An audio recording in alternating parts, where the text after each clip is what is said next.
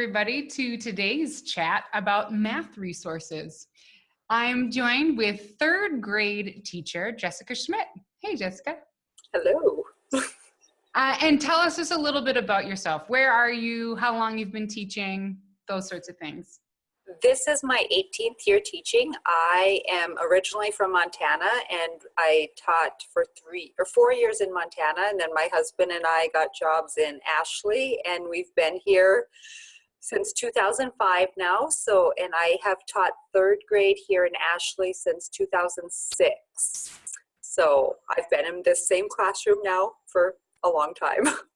That's really cool. And I know that it's different down in Ashley, but how many kids do you have in your classroom this year? This year I have 7 students in my classroom, and that is one of the smallest classes in the school, but the largest is about 15. So yeah, so a little bit different. So for those of you who are joining from any rural schools, you might really identify with that. And some of you might go, that sounds amazing. I'm sure that there are some pros and cons to that. Yes. But today we're going to talk about something that is certainly not my expertise. I'm a high school English teacher and theater teacher by training. And today we're talking about math. So very different focus. But our whole goal today is just to go through a few different resources. Pretty much all of them are going to be free resources.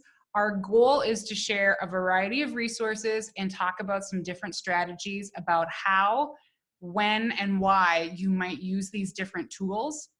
So we're going to get started. In our resource packet that you have, you'll be able to see a variety of things. I'm going to share that the link to that is in the description box. So you'll be able to go through everything that we're going to talk about is linked right in this resource packet. And there's a little table of contents, so you can click on any of those things. We're not going to talk about it today, but I did want to point out that over the summer, North Dakota, with the help of some of the regional education associations, did math proficiency scales. And so at the bottom of the resource page, there's a link to the North Dakota Math Proficiency Scales, and that takes you directly to that resource. So might be a helpful document just to look at scope and sequence and some things within your classroom and within your school. So that was done this summer, but we're gonna kick off today with a tool that Jessica shared with me. I got to go to her classroom last year, so I got to see some kids playing with Prodigy Math. How did you find this? How did this get into your classroom? I don't even remember exactly where I heard about it, but the 6th grade teacher last year had started using it, and then I talked to him a little bit about it, and I decided that my 3rd graders just sort of needed some. On Fridays we do math stations, and I try to make math a little bit more fun and different, and so I thought, I'm going to try it. If it doesn't work, it doesn't work, but if it does work, we'll go with it, and I absolutely loved it. So I've been using it all last year, and now this year I've started. So go straight too. and turn at the next one, which is. And can you describe what it is just a little bit? Well, you can also turn here. You can do either way. Prodigy Math is a math. It's definitely supplemental. It's not a math curriculum, but it's just a way for kids to play a game, and there's different battles and stuff they do while they're doing math. And the only way that they can get more points and get win battles and stuff is by getting math problems correct. And you go, do you mind if I share my screen? Oh, of course. Let me stop this and then you can take over. Yeah, I would love to see what this looks like on the teacher end. It sounds so crazy. And there's a little video in the resource packet that does give a little demo. I found a video of just probably about 10 of a student playing, but you can get a sense of these things. All right, so what are we looking at here? Okay, so this is what I see when I go into Prodigy, and I'll go into the planner Mhm. and I can just create lessons. And then you can decide, like this week we've been working a lot on, we're not on division yet, but we've been working a lot on fractions and equivalent fractions and stuff like that. So I can go and I create a lesson, and then it's going to have 27 questions, and I'll see like all of the standards that it covers. Uh-huh. And I'll hit next. And then I want all of my students, obviously, to have this assignment. And then I can go in and decide that we're going to start it on, I have another assignment going, but Mhm. we can start it on October 17th, and I'm going to give them till November 2nd to finish it. And then what will happen is I'll go into the assignment I've already assigned and the reports. And I am able to see exactly who is working on it, how they're doing on it, the questions that they've gotten wrong. Oh, cool. And so I need to select a student quick.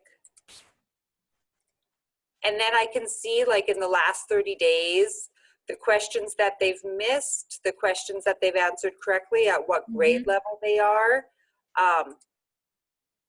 Like here in addition, he was adding 3-digit numbers and regrouping and how he was doing on all of them. And so I can see exactly where he's struggling, where he's doing well. That's one of the things I like a lot about Prodigy. And another thing that I really like with Prodigy is when they're playing the game, it looks all wizardy or like, I don't know. Now it's scarecrows because it's October. Halloween, yeah. And when they play the games, if they get one wrong, it will explain to them what they got wrong and how to answer it correctly. And then I can see exactly how many problems they've done and how they're doing on it at all times. So that's one of the things with Prodigy that I really like. And I like how I know exactly what they're answering, what they're getting wrong, what they're getting correct, how much time they're spending on the math part of it, as opposed to some of the other parts. Sure, because they can go around. I love so many things about this.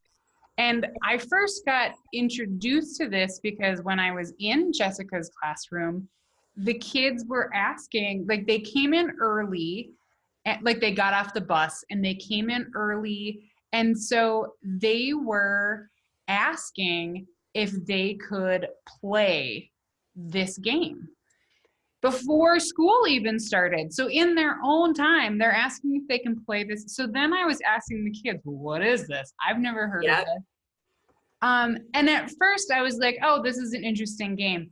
And then the more you started explaining or kept explaining how it works and all of the tools that are available for teachers, I was like, oh, this is really cool. So you can specifically see what each individual student is working on. You can see their progress. How about the different levels? Like if a kid is getting stuck on something, or if a kid has mastered something, you have like 2 weeks. How do you handle the kid who finishes your assignment in the first 2 or 3 days because math is easy for them? What do they do next? Well, once they have completed the assignment, then Prodigy just continues to ask them questions. And the ones that are higher, I tend to bump them up a grade level. And so they'll have my assignment. I'll be able to assess it, see how they did, know the problems they didn't maybe get. But if they're the high flyers and the ones who are doing well, I'll bump them up, and then they'll continue to be playing Prodigy, but they'll be getting harder math problems. And then at the same time, the ones who are struggling, one thing I like about it, that my third graders, they all want to be able to win the battles. So they all want to get the math question right, because you cannot answer, or you cannot win a battle if you keep getting them wrong.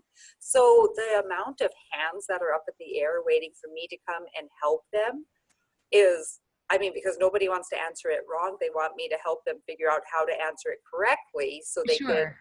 win their battle. So I really like that, because if you're rushing through, it doesn't do you You're any not gonna do well in the game. right. Here's like, this is an interesting thing that I don't think I picked up on. So, and correct me if I'm wrong, but it sounds like what you're saying is the game has helped create a space where it's okay for the kids to ask questions Mhm. because they truly want to know the right way to do it. Yeah.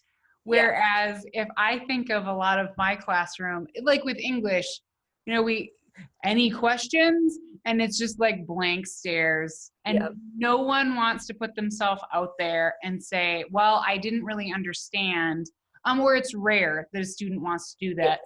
So I find all these other ways to use Post-its and to use different little things so kids can ask questions without being put on the spot. But I love that this sounds like it kind of changes the whole dynamic right in the classroom about, oh, I didn't understand that, and that's okay, but I don't want to continue going until I understand it. Right. And they give them more, I think they get 3 chances to answer it correctly. So if the first time they got it wrong, then usually what they'll do is raise their hand and come in, or, you know, I'll come around and help them. And then we'll, you know, I'll show them how to answer it correctly, and we'll work it out together. And then, but that won't be the only question. Usually there's at least 3 questions of the same standard that it'll ask. And then usually by the 3rd question, they're starting to pick up on it and understand it. And I can always go and assign just that student more of those questions. So they can practice that same skill. Yes, yeah, and I can assign it just to a specific student.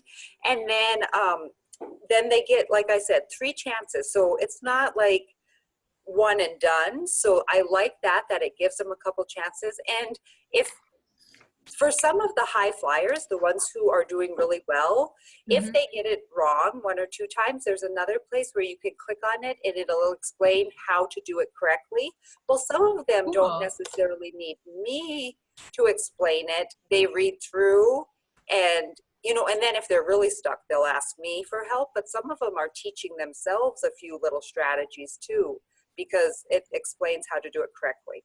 Sure. So for those kids who already have slightly higher math skills, the explanation may be enough to move them onto the next step. Right. So again, though, it's freeing up your time so that you can help support some of those kids who maybe were struggling a little bit more. Right. And that's another way I use it too, is because the students truly, when they are playing this, are so engaged in it, and they, I mean, you do have to monitor that they're not spending all of their time dressing their little wizard or decorating their house, and there are ways to monitor that, but they're so engaged in the whole Prodigy game that gives me time to work in small groups or one-on-one with other students who need my help a lot more, while the others are still doing math effectively. Now, correct me if I'm wrong, this doesn't seem like the kind of tool that you would use to teach a new, maybe you would like give them a problem or 2 before you've taught it, just to kind of as a pre-assessment. But this doesn't feel like the kind of tool you would use like in a lesson, like, all right, today we're going to learn how to blank. No, not at all. I use it more so on Monday through Thursday. We have math, and, you know, we do math and all the things that need to be done with math. And then on Friday we have math stations. And as part of math stations, one of the stations is that they are working one-on-one with me, but another station is that they're playing Prodigy. And so it's more like what we've been working on Monday through Thursday. I usually make a lesson from that, or even from like the week before what we've been working on. And then I'll have a lesson on that, so that they have to practice those skills while playing the game. So it's a win-win for the students and for me at the same time. That does sound great. And I like that by having it as part of a station, now you only need, I know you only have 7 students this year, but I've been down to Ashley. I also know, I think you only have 1 computer cart that you share in the whole building. But I like that really you would only need 1 or 2 computers in order for this, because now if it's a station, so you have that set up, kids can do that station as part of their review. They're with you. Maybe they have a station that's a manipulable where they're like doing a tangible exercise on like the fractions that you were just talking about. So I've seen some cool pictures of using pool noodles to stack up for fractions, right? So they've got a Prodigy review. They're working with you as a review. They're working maybe with some hands-on tools. They're doing some other activities. So you don't need a ton of devices. No, the one thing you do need, the one thing I would really recommend is that they have their own they have headphones, because some of them, the questions can be read to them and some of them want them read. And then as part of the little game, there's some music and, you know, some talking and stuff. So not each student needs one all at the same time. But you would want to make sure you have headphones available for the ones who are playing it. Otherwise, the rest of the kids are zoned into what's going on their game. Sure, because that sounds much more exciting than meeting with the teacher one-on-one. That's a nice, good little tip. Headphones are a helpful thing. Yes. It's like help everybody in the room focus on what's important at that time. So that's a little bit about Prodigy Math. We're going to come back to Jessica because we're going to talk about just some other general math tools as we go on. So link to Prodigy Math is right here in the resource packet. But I also want to share a tool. I heard from people last spring that they wanted more math support in general. And while I was at the ISTE conference over the summer, I just randomly walked by this station and they were doing a demo of Woot Math. And I was immediately sucked in. I was not looking for this. I think I had just been at the giant, Google booth, and Woot Math had a lovely but a smaller booth. It wasn't something that was in your face, but the content, even as a high school English teacher, it was on my radar, like people want more support for math. And we're lucky that the Woot Math CEO, Krista, is here with us to just tell us a little bit about Woot Math. Thanks for making time for our little chat today. Yeah, so glad to be here. Darcy, can you hear me okay? Is the audio okay? You're great. Excellent, excellent. Okay, let me jump in. Do you want to give me control of the screen? Sure, there. And so now you should be able to share your screen. Yep, I can and I will. So let me jump in. And I'm gonna give you a demo, but before I do, I think it's helpful to give you a little context about what Woot Math is and what it's trying to do. Darcy, can you confirm that you see the screen okay here? Yes, we're checking out the personalized learning. Excellent. And I'm just going to see if I can present it. Let me see if I can. There. All right. Hopefully you guys can see that okay. So it is personalized learning for the math. And just the things that we were striving to do when we developed Woot Math, this is research-based, by the way. We're funded by the National Science Foundation and the Department of Education. And actually the most important thing that we strive to do with this platform is build student confidence. There's a fair amount of research that if we don't address confidence, it doesn't really matter what else we do. The other thing we do that I'm going to demo for you today is an adaptive learning product specifically designed for third through sixth grade to address gaps in foundational topics. And then a thing that's really central to everything we do is to try and make student thinking visible to the teacher, so that at the end of the day, that data and that insight into student thinking is made visible to the teacher so the teacher can act on it. We really have two content types. We have adaptive learning and we have a formative assessment. And I'll actually talk about both.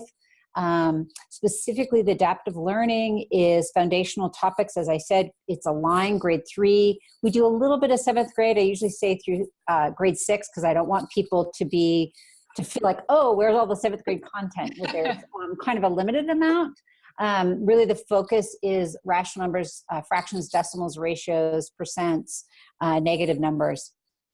This is certainly something we all know, is understanding fractions is crucial for mathematics learning. What I didn't know is it's also predictive. It's the most predictive thing for students' mathematical achievement years later. Wow. About 50% of students in America don't get through algebra. There's a fair amount of research that primarily that's because they don't have a foundation in rational numbers, and the largest issue, or the most underdeveloped skill of American students, is in fractions. I mentioned that we're aligned, or I might not have mentioned, but we are aligned to Common Core. We focus, we cover some other topics, but I really feel like if you use the tool, and like I said, we start in 3rd grade, though 3rd grade typically is introduced at the very end. So our 3rd grade users tend to be used late in the spring. Decimals, ratios, rational numbers, and also sort of like when all those, obviously all of those rational numbers, but when those concepts come back together. Just a quick thing, and I'll come back depending on how much time we have, and I'll talk about implementation. We typically are used as a supplement, grades 3 through 6. It's not a practice tool. I would describe Prodigy, which Jessica did a really nice job sharing, as more of a practice tool. Our adaptive learning tool really is an instructional tool. It's not meant to replace core curriculum, but it is meant to be instructional as opposed to practice. And Jessica and I were talking about that before the chat started, that I was like, in my head, a beautiful classroom might include a Woot Math lesson as the instructional tool to lay out the lesson to get the kids. And then you could align the Prodigy skills so that the students have this gamified way to continue practicing some of those skills. And as Jessica just shared, that's what they do on Fridays. Right? So 100%. Yeah, I actually think the school districts that I'm working with that I think are having the most success with technology are looking for something that they leverage for practice and something that they leverage for adaptive learning. And they hold those as two very different things that are sort of, I think of a teacher as having a tool belt that can be a tool belt that teachers use at different times depending on what they need and when they need it. I'm going to focus on that adaptive learning piece. We do have a piece for formative assessment, and I'll talk about that because that is a really nice tool. We actually developed that with the Department of Education just in the last year. We're on all devices. I will say that for an implementation, most quality implementations, certainly what we've done, both the efficacy studies and the effectiveness studies on this product, and we have a 2x, by the way, outcome in student learning. So pretty excited about that. But most of the findings are 20 to 40 minutes, 2 to 4 times a week. Okay. Okay, so let's jump into a demo. And what you're looking at here is the student's dashboard. I'm going to start by giving a sense of what the student does, and then we'll go look at the teacher's dashboard. But this is really gives you this is a demo, so it's not what a student would see, but it's because it's to sort of quickly show you what a student would experience. Students work through a series of levels, and as they do, the levels unlock. What's really special about math is the sequence that gets unlocked is tailored to every student. So it literally, and the reason the tiles, which are levels, aren't indicated in any way is that that's different for every student. Students can redo levels to earn 1, 2, or 3 stars. I would say there's a light gamification. There's some things that really are very gamish. The gamification on this is light, though students seem to be quite drawn to it. When students open a level, I'm going to pause that. They first hear a short instructional video that does two things. It actually, so they're 30 to 60 seconds. They used to be longer. We do these in partnership with researchers, and what we found was that if they're longer than 60 seconds, students don't listen to them. So now we say we can do another video, but that we really have to keep them short because we have evidence. We have about 100,000 students using Woot Math right now, so we have a lot of evidence of aggregate evidence of what's successful. After listening to the instructional video, they would solve problems. So a real theme is building conceptual understanding. So for instance, to order these three fractions, if I was struggling, I could model them. So I could model 3/4 of the black bar. I can pull up another black bar and model 3/8. Can you guys see that? Yes. And so what's really nice, I mean, look, fraction bars, fraction circles, area models aren't new, number lines, set models. What we really try to do is instead of looking at the model, the student actually builds the model. So they can pull up a black circle and they can actually add on top of that and really see that 3/4 is the greatest of these fractions. I'm going to click on the top right and you'll say, woot, we got it right. Let's get one wrong. So drag 1/3 of the piranhas to the fish tank. A real classic error for students, and notice that they can always write on their screen, is they think the numerator is the answer and they just drag one piranha. One of the more interesting, we adapt in 5 ways. One of the more interesting ways that we adapt is we actually don't just look at right or wrong. We actually analyze the canvas and we see what students are doing. And so in this case, if a student was working through a series of these problems, we'd notice that they were not, let me see if I don't know. This is a video. Mm-hmm. Can you still hear me? We can still hear you. Yeah, okay, we don't hear you, but that's fine. So I'll just finish this so we don't hear this video playing. So what we're showing here is a strategy of dividing these mushrooms into 4 groups and dragging 3 of the 4 groups to the pizza. And now when I come back to the very problem that I was working on in hopes that the student will provide the strategy and drag 1 of the 3 groups. A couple things that are significant here, right? I didn't solve the problem for you. I didn't give you a hint. I'm okay with productive struggle. What I did was I gave you a strategy and you came back and could apply that strategy and maybe you still get it wrong and we're okay with that. Students do get 2 opportunities to try every problem, but we're okay with them getting it wrong because again, it's instructional, not practice. Yeah. One more problem for our 5th graders who will love this because they always do. Everyone, a lot of people use this model for multiplication, which is really hard to understand conceptually what you're doing. I can divide this square into 4 equal parts, select one of them. Now when I drag one square on top of the other, I can really see that 3/5 of 1/4 is 3/20. We use a lot of number line and we actually work from a conceptual to an abstract. So here I got 1 star. If this was real and not a demo, I could come back in and try and get 2 or 3 stars. We also unlock pens. That's when I go into schools, actually, the thing that kids want to talk to me about is pens. So pens are a big deal. Part of what happened actually when we developed Woot Math is I would go in and when I do the instructional videos or my staff does them, we use color pens. And so students would say, why don't we get color pens? Sure. So that's where the color pens came from. That are very popular.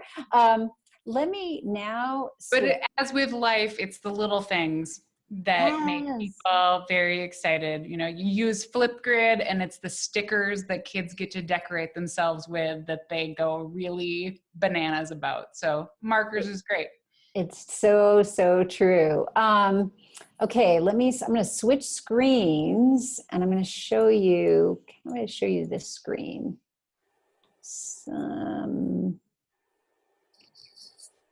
Whiteboard, it's just not showing this screen. I don't know why. I know why. I bet I have to pull out. So sorry, everybody. Give me 2 seconds. No. How long has Woot Math been out? How long have people been using this? Woot Math has been, Woot Math was founded, I'm just gonna make this really big and tell me if you can see it. Yeah, you're good. Okay, excellent. So the company was founded in 2013. And then we launched in 14, 15, but not broadly. The first year we were out, we just did an efficacy study. Okay. And then we did limited release in 15 and 16, and we did an effectiveness study. And then since then we've been broadly available. So this is wootmath.com. I'm going to log in. I'm going to share what the teacher dashboard looks like. And I'm going to also share what data looks like from what we just did. So the whole point of the dashboard is most teachers use WootMath in the classroom, and so we wanted the dashboard to be really functional for the classroom. So we co-designed it with teachers. And the idea is that, so my content is right here. So if I want to launch a warm-up, if I want to launch an adaptive learning, it's right teed up for me, the stuff I want. I can see my latest assignments, and then there's a live news feed that actually, as students are working, gives you update on how students are doing. Yeah, just to make a live thing really functional. To assign things is easy. I'll show you how to assign an adaptive learning. If I hover over it, I see an assign button. I click on it. I can pick the period. This is a demo, so I apologize that just don't know what that just did. Let's try that again. I can click here, assign period. I can assign by students. I can add a due date. If I'm doing a warm-up, then I have the option of teacher-led or self-paced, or a quiz, or an exit ticker, or whatever that is. If I do a teacher-led, I'll actually project, and we'll take a look at that. But I want to go, let me click out of that. I want to go and show you assignments, and I want to show you adaptive learning, which is where we just were, and show you the detailed reporting associated with that. So I did a level with you when students do levels. So here's a level that a student did. What we see is that they watch the video. If they skip the video, we can see that if we put our mouse over any of these right or wrong, we see a screenshot of the student's work. So this is a screenshot of the actual student's work that they did. So you can sort of see that offline, which can be enormously helpful to get sort of more insight into how a student's getting it wrong, just not that they're getting it wrong. The other thing I want to show is the formative assessment. So there is a deep bank that's 100% free of K through 12 tasks. And pre-made. You can make your own. You can use existing tasks to make quizzes or exit tickets. And then if you run a teacher-led, this is what it looks like. So I see that my students are logged in. Here we're saying tap a root of the polynomial. So this is an algebra, but can you imagine me tap on 4/5 on the number line. When I say show results, I see where the students tapped. So it's sort of a heat map. You probably saw this at ISTE. Here we're solving a system of equations. When I show the results here, I can see my students' work because they get a digital scratch pad. I can open my students' work and we can project it and talk about it. So students always get a digital scratch pad, whether they're doing the adaptive learning or the formative assessment, quizzing, exit tickets. And the whole point is to really bring visibility into student thinking by letting them show their work with a rich set of tools. Here the students using the equation editor, but they could also write directly onto the canvas. For that format, like when you can see the class work, is that student work anonymous, or is that student work tagged to their student account? No. So offline, you actually do see the students who did what. But here, if we look at these, I don't know if you can see the thumbnails, but there's no naming on them. That's awesome. Yeah. I mean, that just has that nice bit of people don't have to freak out. No one has to know. But now I can pull up one of those incorrect answers without feeling guilty, without putting shame on someone, and say, hey, like, look, this is a common problem that we're seeing. Let's analyze where that went wrong. Like, where did this problem go off the rails and how do we fix that? Exactly. And I'm just going to show you one more thing. So if we go here, this tab is content. I just want to point out really quick so that if you do sign up, and it's free to sign up, and there's almost of the resources are free, I'll point out what's premium that's paid. But if you click right up here on the adaptive content, here are all the adaptive units. So this is the 3rd through 6th grade. It starts with making sense of fractions, fractions on the number line, and it goes through analyzing proportional relationships, which is 7th grade aligned. Also, notice that you can search by grade, number of tasks, by subject. So this is the bank of problems. I might search for number and operation. You can see there's warm-ups, there's exit tickets. I could copy this particular one, and then if I go to my content, it's there. I can edit it. I can run it as teacher-led self-paced. And because I just added it, if I go to my dashboard, it's right teed up. So I can find something, click it, copy it, and then it's right teed up in my content on my page. And then we could say, and I haven't even looked at this, by the way, I just randomly did this, but I could go teacher-led. I could assign it to my period 1. I can also assign by student. So I might want to do this as a self-paced and just assign it to these 3 students. Sure. So anyways, right. You've gotten some preliminary data off of something. Right. So maybe this is, so now day 2 that you're working on this, you find a couple different lessons at different skill levels, and students 1 through 4 who need something a little bit harder are ready for something. You can assign them a problem. Absolutely. But I like that you would be assigning certain kids, and I like this feature from Google Classroom as well, where you can assign different kids different things. And the students don't need to know why they're being assigned what they're being assigned. But you know, because of the data that you've seen on their problem solving skills, these students are ready for something like the next step, something a little bit harder. These students are right where they're supposed to be, and these students need a little bit more remediation. So I can tailor what activity each kid is doing based on where they're at. So I like that it's that flexible and easy to do right from that teacher dashboard. And you say a good thing that I think is really helpful, that's sort of new for us. Last year we connected with Google Classroom. Oh, cool. Probably should have done it sooner. This year we just launched Clever.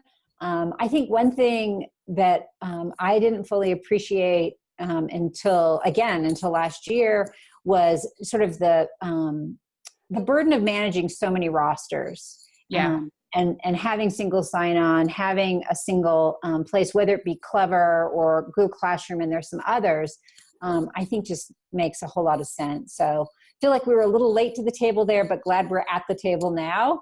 And I think 80% of our use is through Google Classroom, which is sort of extraordinary. So it does integrate, right? If I'm a Google Classroom teacher, if I'm not a Google Classroom teacher, how do my students get into my classroom on Woot Math? Yep. So notice here on the top right is a teacher code. And so you go to more, and there's short videos to show you how to do this, but you can do manage classes. You can upload manually, or you can upload through a CVS file. You can import with Google Classroom. And then your students, in fact, let's go look very quickly. That's probably helpful, actually. Let me go back here. Let me go back to the demo really quickly, and hopefully that will, open. Through this demo, I can get to the student's dashboard. So this is what the student actually sees. Oh, cool. And so when the student logs on the first time, if you didn't have Google Classroom, through the rostering that you manage and you set the password, they would log on and they would be here. The other nice thing about this, actually, when the students log on is, let's say you do run a quiz as a teacher-led, they can actually join by just clicking this orange button. So they don't have to enter a code or anything. It's just done for them. They just have to do it once. I want to address one of the things that you said that I think is really important, that I do want to address. Jessica actually spoke to it as well. I think it's really important. Everybody is not one-to-one.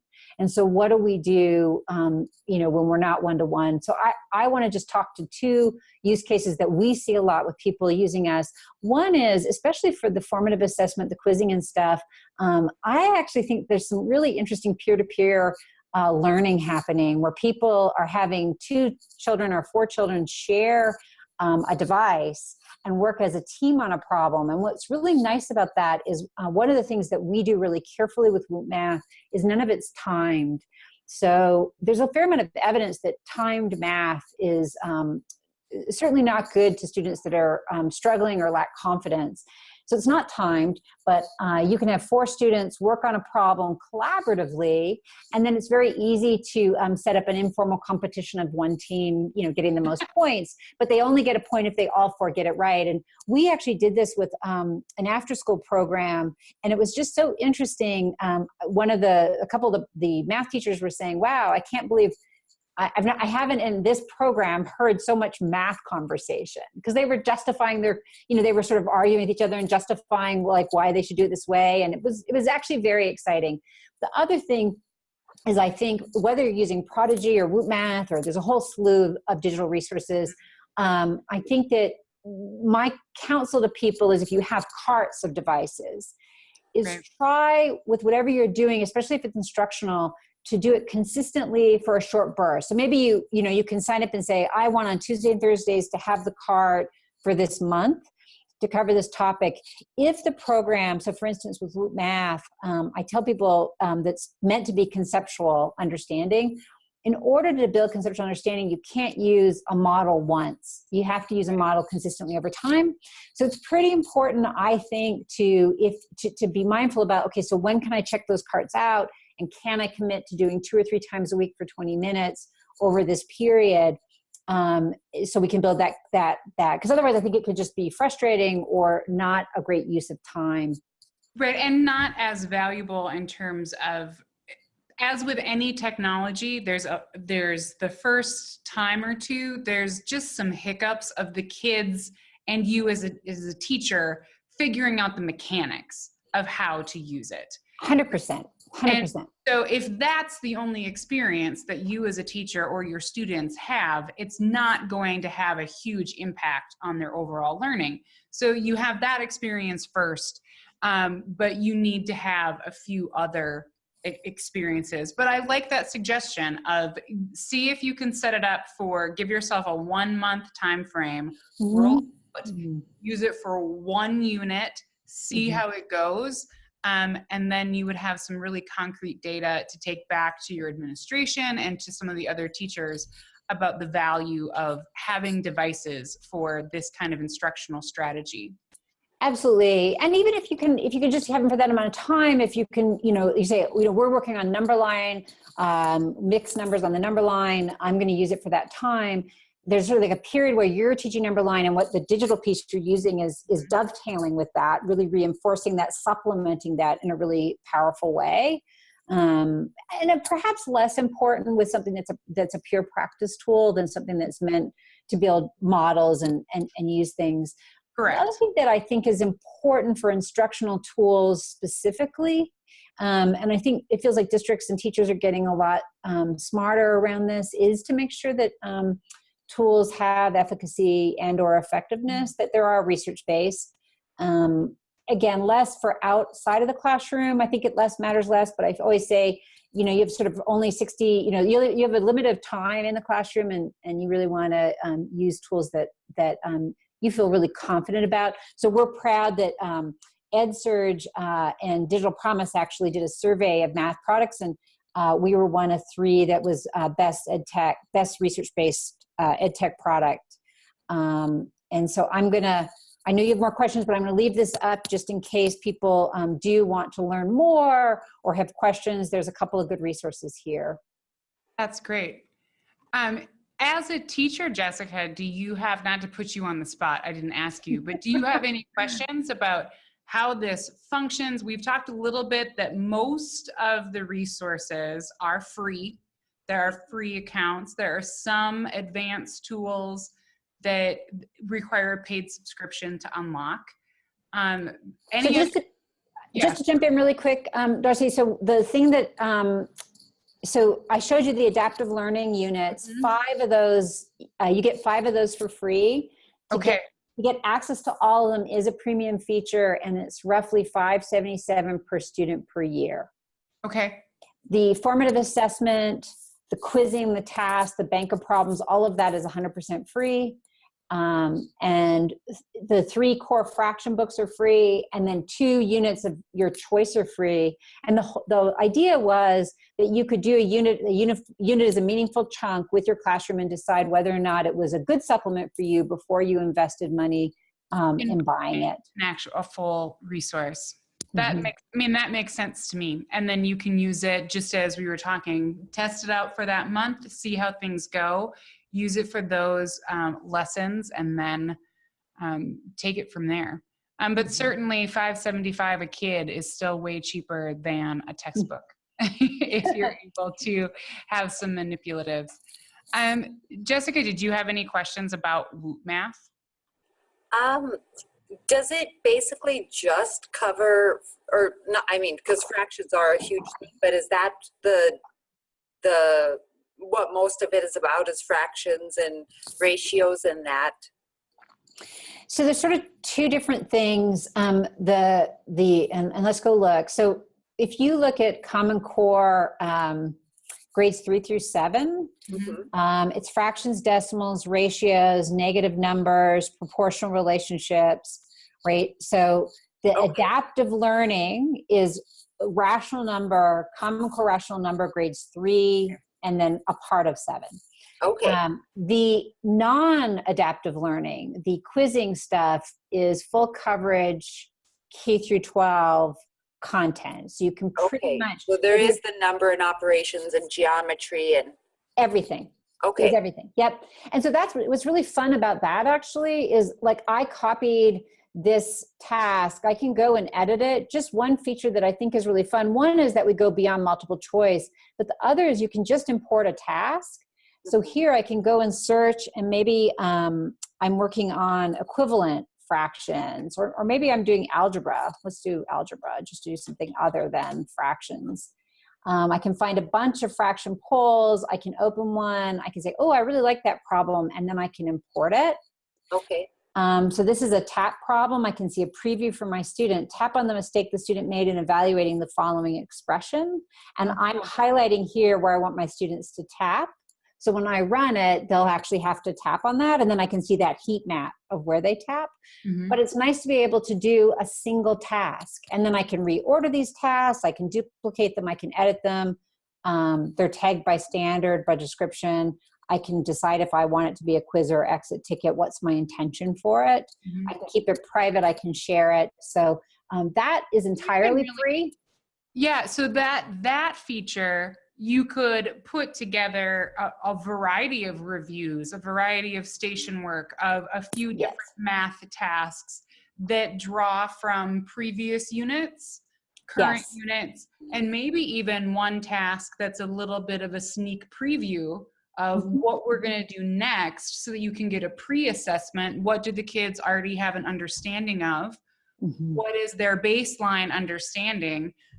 Because certainly that was something, even in an English classroom, I liked to know what is their baseline knowledge. Because if they already know how to cite things properly, why would I reteach that? So if they already have a pretty solid concept, understanding of this batch of kids, we may not spend as much time on the lesson that I thought we were going to do. We might go right into some activities if their level is pretty high.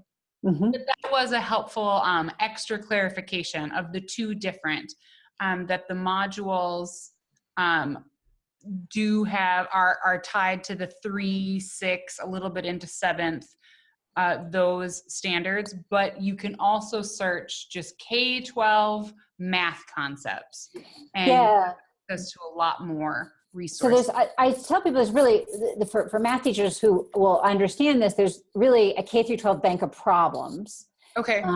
Mostly, created by us. We've also, like, all the illustrative math is there. There's a lot of Engage New York there. Teachers actually can also share their content, but we moderate it. Okay. So if we don't think it would be broadly helpful to teachers, we actually don't publish it. So just because you share it doesn't, most tools automatically share. And when we were building this tool, when we worked with teachers, one of their complaints about some of that is it was hard to find high quality content. And so that was something that we tried to do, but we're continuing. I have a group of amazing teachers and 2 PhD math ed researchers that continue to develop rich tasks and exit tickets and different kind of content to make this a really helpful bank for formative assessment in the classroom. That's great. Thanks so much for joining us, Krista. I appreciate that you made this work into your very busy schedule. Yeah, lovely to meet both of you, and thank you for having Woot Math. We appreciate it. I'm so excited. And as people start doing some things in their classroom, I would love to hear from any North Dakota teachers who do try this out so that we can just hear how it's going in your classroom, how you like it. I think there's a lot of potential there.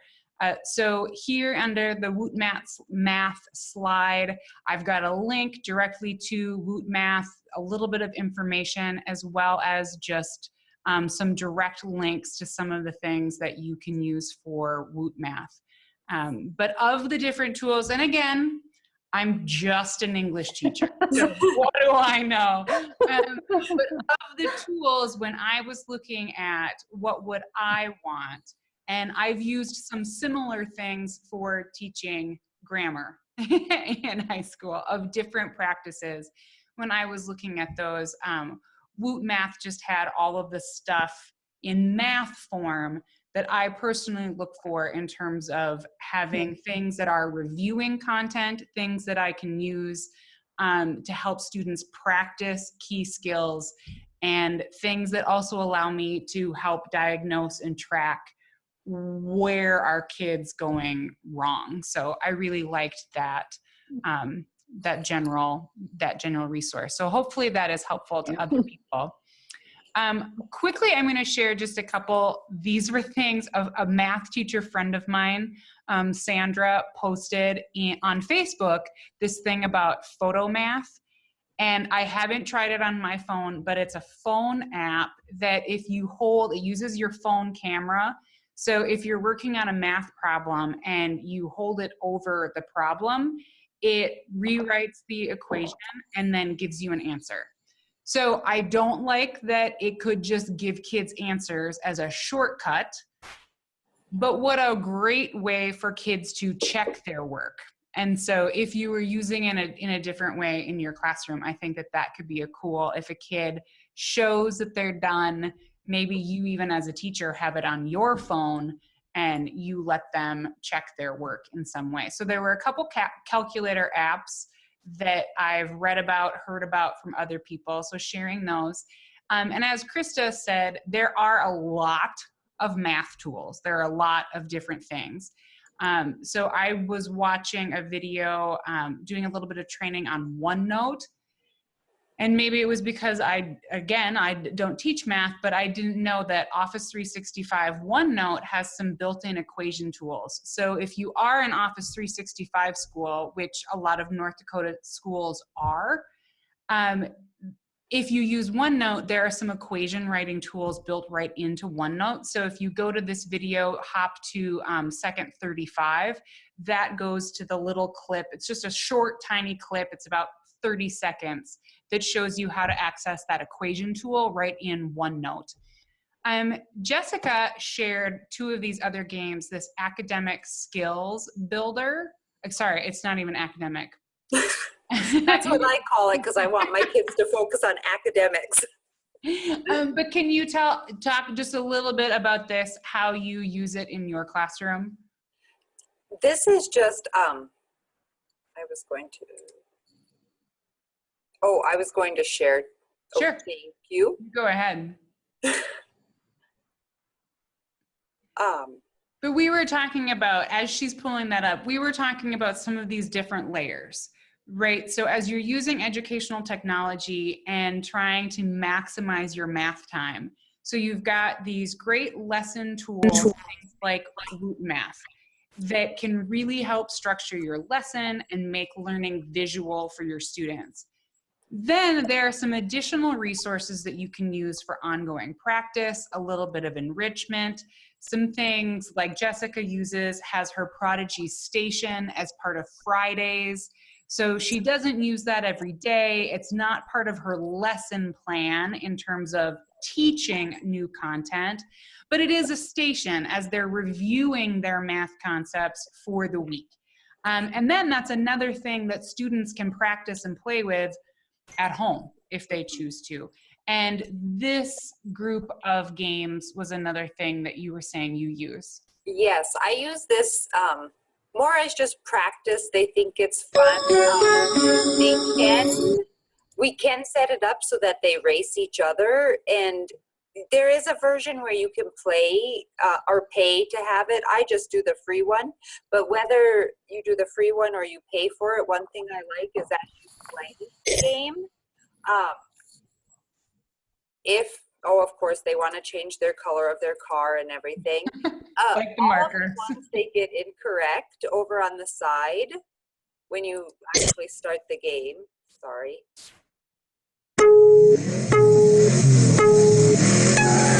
Done, like I'll just answer a couple and then see I'm not doing very well because on the side it tells me which ones they've gotten wrong, so it just gives me a quick view of what how they're doing on it. And I mean, the kids are racing cars and practicing multiplication or division.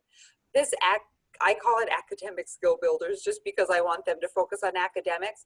But this you can go by grades, and it has everything from math to my kids this year are really into the penguin hop, where it's about the states and the capitals. It also has spelling, and it has grammar, and nice general resource, again, for some extra enrichment, for some station work, for if you finish your homework early. Yeah. And I'm a big one on if they finish their homework early and they don't have any corrections, they get to do this, which also makes them slow down and do well, because if they have corrections, they don't get to go and play on this because they have to sit with me and do corrections. So it's so do it right the first time, save time in the long run. Yes. And slow down and do it right the first time. Otherwise, you're going to lose any of your extra time. And since I just said extra time, you also mentioned extra math as a nice, this is about math rules, you said. Right. And this is just the basic, this is 100% just math facts. And what I like about it is you have your students. Right now, my third graders are all working on multiplication.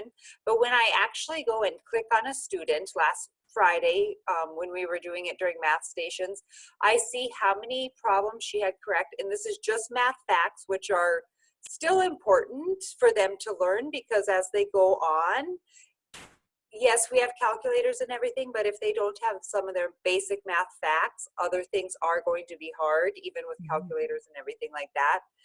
It also tells me the ones they have wrong. It tells me the ones that maybe, and this is the only thing I have that does have a timer. The Prodigy and Extra Math, those or academic skill builders, they don't have time limits on them, but the Extra Math, the facts they do are timed, and so they tell me the ones they have wrong. It also has where later on this year, there's going to come a point where if she's still on it, and it will have it where after they finish addition, it goes right on to subtraction. But at any time, I can also go and switch it to edit the class and have it where she is just working on multiplication or just on division and stuff. So I really like the one, it shows me the one she has mastered. It shows me her progress that's from August till now. And it's just a quick, and then another thing you saw how there's the green Mm-hmm. green, and then there's a yellow. There's also, it's not on hers, but there is a red box. And that is a tool for me they want to see how they're doing. And so they know if they have the red box up that either they're not understanding it or they did not put in their best effort that day. And we talk a lot about putting in your best effort and doing your best every day. So it holds them accountable too. I like that. So this is a wide variety of resources that anyone can use to build a little bit more,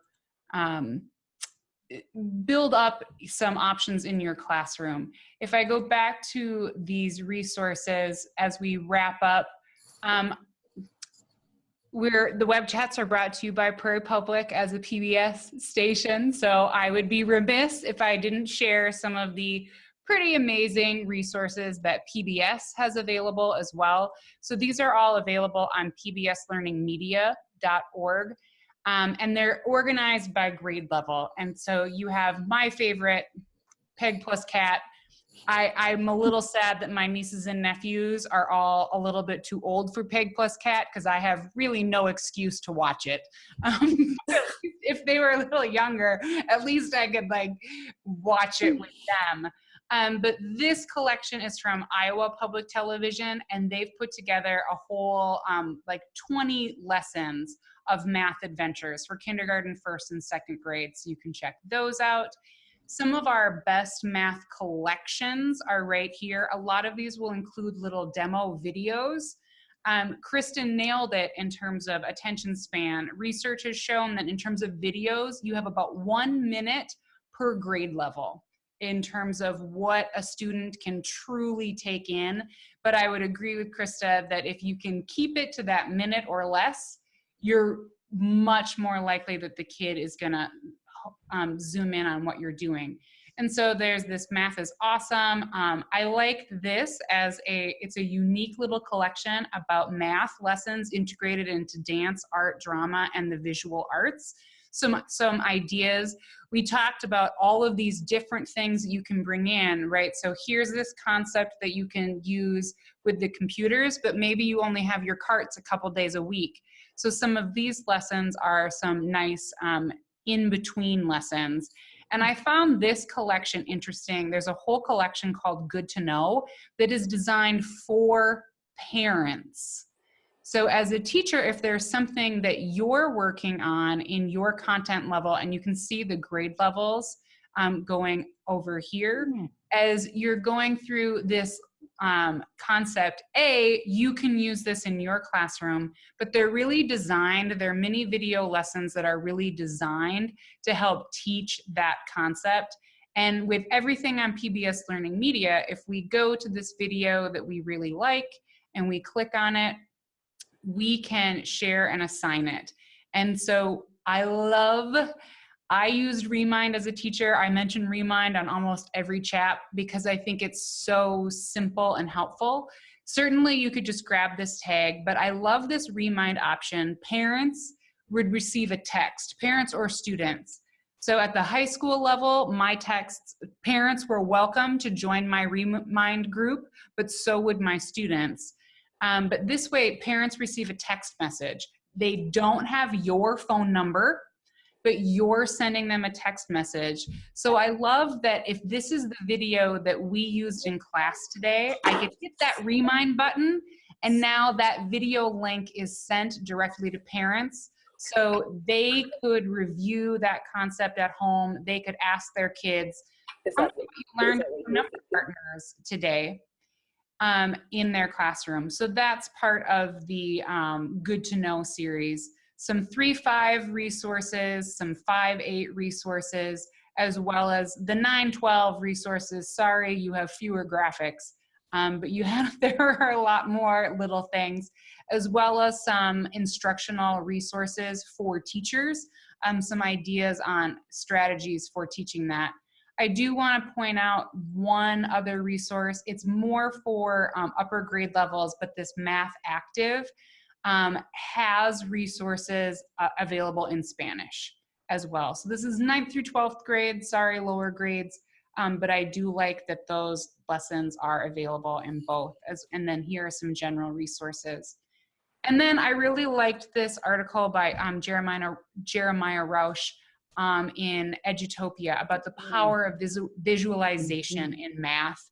And so if you want just a few more ideas on the why to make math article. visual as possible, check out this article. He's a teacher. He's got a lot of practical tips in here about the change in his classroom when he started making math more visible and visual in his classroom, the impact that had on students. So these are just a few of the resources that are in the resource sheet. As I said, all of this is in the link to the YouTube video. Click through those North Dakota proficiency scales that the teachers worked on this summer are in here as well. So if you want to check out where things are aligning in North Dakota, you can check that out too. That was a lot of information. A lot of information, but we hit two main tools that we talked about, the Prodigy and the Woot Math, but a lot of additional resources. Feel free to send in your questions. I'm happy to connect you to anyone. You probably don't want my help teaching. But my dad was a math teacher, and so I can hook you up with him, and he would love to give you tips if you want a weird little Norwegian man helping you learn how to teach math.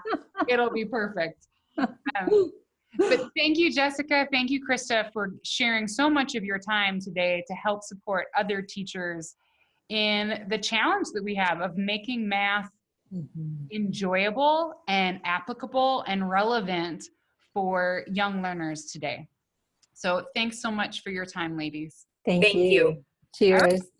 And we'll see you next time on our weekly web chats.